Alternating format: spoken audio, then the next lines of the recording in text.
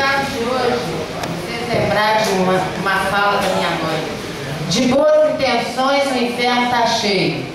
Então eu quero lembrar mais uma vez aos senhores motoqueiros, mototaxistas, que muito longe de mim, da minha intenção, querer prejudicá-los, muito antes pelo contrário. Eu retiro as emendas, nós não queremos mais. Eu vi ontem, conversando com o Luiz Antônio, a angústia dessa demora, enquanto o tempo está correndo, estão abrindo mais concorrência, está diminuindo o ganho de vocês.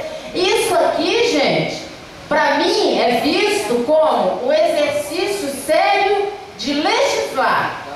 O que me preocupa é fazer a lei da melhor maneira possível. Mas se do jeito que está, tá bom, quem sou eu para dizer não? Votemos, aprovemos o projeto e vamos acabar com essa angústia que está levando vocês todos ao desespero. Sem problema nenhum. E olha, eu quero pedir aos senhores vereadores que parem de levar as atitudes legislativas para o lado pessoal. Tem um prefeito aqui, passa pela cidade, rouba a cidade, tudo que quer, prejudica todo mundo. A gente vem aqui e recusa aprovar as contas dele, e tem vereador que vai dizer lá fora que é coisa pessoal da vereadora contra o prefeito. Não me interessa quem é, roubou e prejudicou São João del Rei, eu sou contra.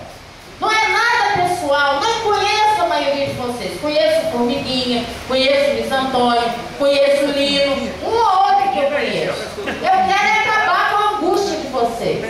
Então, já que do jeito que tá bom, vamos votar e aprovar por unanimidade, que vocês sejam muito felizes. Obrigada. Em votação o projeto 5999. Aqueles e aquelas que aprovam, permaneçam como estão. Aprovado por unanimidade em primeiro turno.